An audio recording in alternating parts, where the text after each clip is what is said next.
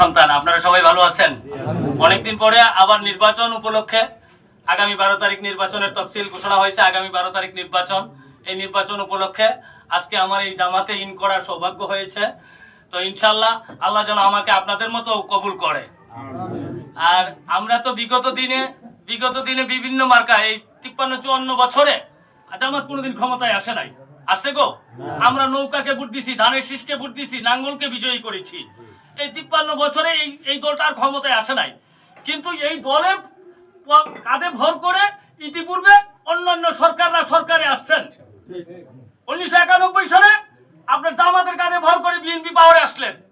আচ্ছা, 1996-তে বিএনপি সাথে জামাতের সাথে জোট ছিল। তারপরে আচ্ছা আবার 2001-তে বিএনপি আইসা সেই দুর্নীতিতে আবার তারা দুর্নীতিগ্রস্ত হয়ে গেল। আচ্ছা, আমাদের জামাতের 2 জন মন্ত্রী ছিলেন, কামরুল হাসান মুজাহিদ সাহেব, আর আপনার শিল্পমন্ত্রী ছিলেন মাওলানা মতিউর রহমান নিজামী সাহেব। বাংলাদেশের মধ্যে একটা মন্ত্রণালয়ে দুর্নীতি হয় নাই, এই 2টা মন্ত্রণালয়ে দুর্নীতি হয় নাই। চ্যালেঞ্জ করে বলতে পারেন। আমি আরেকটা উদাহরণ দিব। আজকে স্বাধীনতার 53 বছরে আমরা মুসলমানেরা যে হজ করতে সৌদি আরব যাই, সমস্ত হাজিরা হজ করে আসছেন। 900 কোটি টাকা এই বছর হজ করার পরে বাড়তি হয়েছে। এই বাড়তি টাকা সমস্ত হাজিদের মাঝে কি করছেন? ফেরত দিয়ে দিচ্ছেন, বন্টন করে দিচ্ছেন। স্বাধীনতার ইতিহাসে এরকম কোন নজির নাই। আছে গো? নাই, বাংলাদেশে নাই।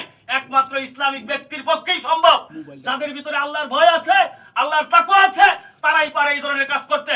আমি আপনাদেরকে একটা কথা বলবো, জামাত ইসলাম করলে কেউ বকা দিবে, কেউ ধমক দিবে, কেউ রাজাকার বলবে, কেউ এইটা বলে সেটা বলে, কাঠমুল্লা বলে গালি দিবে।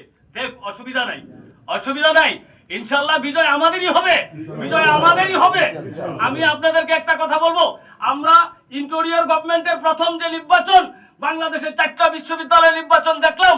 নির্বাচনের সময় বলছে কি, বলে শিবির ভোট পাইতো না, বলে শিবির মহিলাদের ভোট পাইতো না, ছেলেদের ভোট পাইতো না, হিন্দুদের ভোট পাইতো না। ইনশাআল্লাহ সেখানে ভূমিধস বিজয় হয়েছে। আজকে 60 দিনের মাথায় ঢাকা বিশ্ববিদ্যালয়ের কি অবস্থা হয়েছে, কি পরিবেশ হয়েছে, এখন আমাদের ছেলে মেয়েরা সেই পরিবেশটা আমরা ভোগ করতে পারতেছি। আমি আপনাদেরকে এনশিওর করব, যদি জামাত ক্ষমতায় আসে, ইনশাআল্লাহ 10 বছর এই দেশ মালয়েশিয়াকে ছাড়াবে। ইনশাআল্লাহ মালয়েশিয়াকে ছাড়াবে। আমার ফুলবাড়িয়ার রাস্তাঘাট বিভিন্ন কিছু আমরা বারবার প্রতারিত হয়েছি, কেউ আমাদের কাজ করে নাই।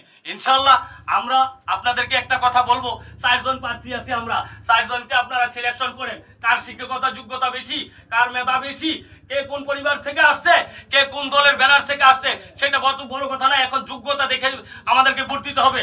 আমার ভোট আমি দিব, যোগ্যতাকে দেখে দিব, যাচাই করে দিব। জামাত ইসলামে ভোট দিলে 2টা লাভ। অন্য কোন দলে ভোট দিলে 2টা লাভ নাই। আমি বলবো যে একটা লাভ, দুনিয়াতে সব লোককে নির্বাচিত করলাম, নামাজি লোককে নির্বাচিত করলাম। আমানতের হক যে নষ্ট করবে না, আমানত যে রাখতে পারবে, আমার ভোটের যে সম্মান করবে, আমি তাকে ভোট দিলাম। এটা আমার একটা আত্মতৃপ্তি, এটা আমার দুনিয়াবি লাভ। আখিরাতে কি লাভ? আল্লাহ তোমার বান্দার জন্য, তোমার জমিনে আমি তোমার বান্দা হয়ে, আমি তোমার ইসলামকে প্রতিষ্ঠা করার জন্য, কোরআনের শাসনকে প্রতিষ্ঠা করার জন্য, সৎ লোকের শাসনকে প্রতিষ্ঠা করার জন্য আমি একটা ভোট দিছি। আল্লাহ, তুমি আমার এই উসিলায় তুমি আমাকে মাফ করে দাও। বন্ধুরা আমার, আপনারা সবাই বুঝেন, নাক কান সবাই খোলা। আমরা নেটের দুনিয়া, এখন আমরা সবাই দেখতেছি ভাই, কোথায় ভোট দিলে কি হবে। আপনাদের কাছে মিনতি, আপনাদের কাছে আরজ, আজকের এই আবেদন, এই মেসেজ সবার কাছে পৌঁছাই দিতে হবে। আমার দায়িত্ব হবে, আমি আমার ভোট দিব, আমার স্ত্রীর দিব, আমার পরিবারের দিব, আমার আশেপাশে আত্মীয় স্বজনের সবার ভোট কালেকশন করার চেষ্টা করব। এই মিলন ভাই আজকে আসছেন, ওনার এই পুরা ফুলবাড়িয়া থানায় করতে হয়, ওনার এত সময় নাই ভাই। আজকে এটার দায়িত্ব আপনাকে আমাকে নিতে হবে। আমরা দায়িত্ব মনে করে আজকে কাজ করব এবং ইসলামকে ইনশাআল্লাহ বিজয়ী করব। আগামী 12 তারিখ আপনারা সবাই সুস্থ থাকবেন, ভালো থাকবেন, সবাই ঐক্যবদ্ধ থাকবেন। ইনশাআল্লাহ আগামী 12 তারিখ দাঁড়িপাল্লার পক্ষে আপনারা আমার প্রথম ভোটটা হোক। ইনশাআল্লাহ এই আশাবাদ ব্যক্ত করে, আপনাদের সবার ভালো মঙ্গল কামনা করে আমি আমার সংক্ষিপ্ত কথা এখানেই শেষ করছি। আসসালামু আলাইকুম। বাংলাদেশ জামাত ইসলামী জিন্দাবাদ, বাংলাদেশ জামাত ইসলামী জিন্দাবাদ, অধ্যক্ষ কামরুল ইসলাম মিলন ভাই জিন্দাবাদ। ধন্যবাদ। আমাদের আরেকটা প্রোগ্রাম আছে, অপেক্ষা